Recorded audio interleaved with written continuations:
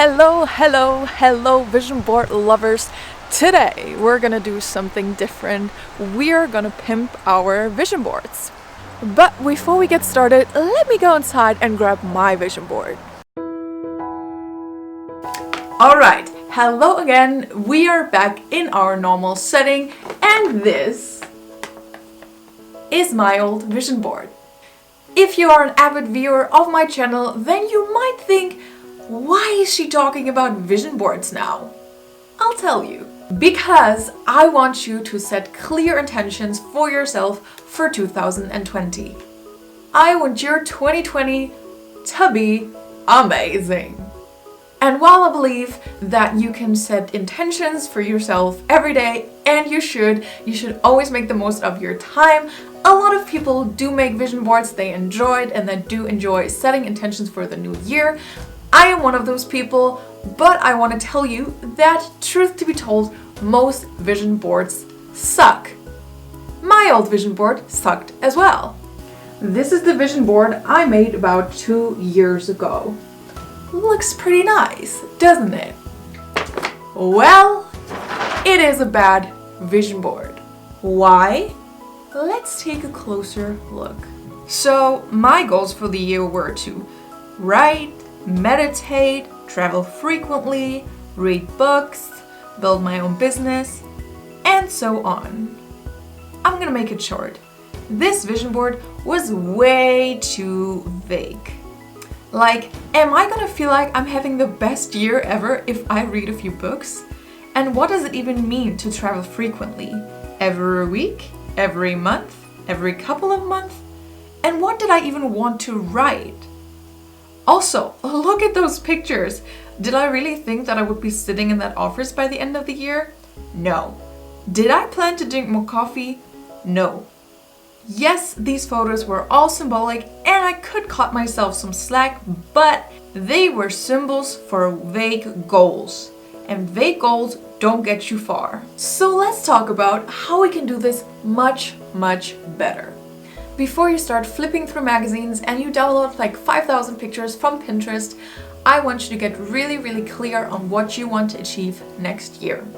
Also, find out if there's a goal that's bigger than all the other ones. If so, put that one in the middle of your vision board. That is going to be your focus goal. And for all the other things, if you want a new car, for example, don't write new car.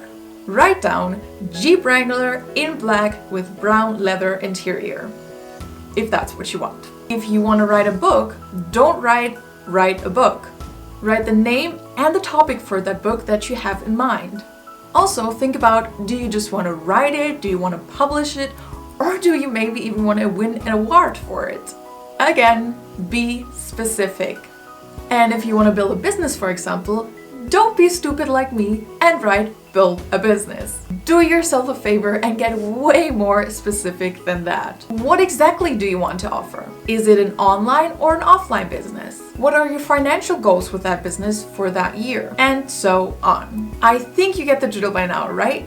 By the way, if you're one of these people that really want to build and grow their business in 2020, make sure you click the link in the info box right under this video. There's a link that will take you to a free 4-day video training to kickstart your business.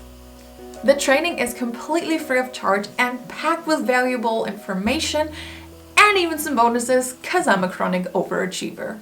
Anyway, next up we're going to look at images that describe your goals as well as possible. If we're going to talk about that car again, if we're going to talk about that Jeep Wrangler, let's find a Jeep Wrangler that looks exactly like the one you want. If you found one but you can't see the interior of the car, for example, then be sure to find a photo of that as well. Again, we want to be as specific as possible. If you want to write a book, take a book that you really like and add your name as the author. Or, even better, create some sort of cover for the book that you want to write and add your name as the author to it. And that is actually what you can do with all of the things where you don't find accurate images for. Just create them yourself. Create images that fit your goals yourself. It's not that hard and a lot of fun. Simply by doing that, by creating those images yourself, you're gonna feel like you're getting closer to your goals already.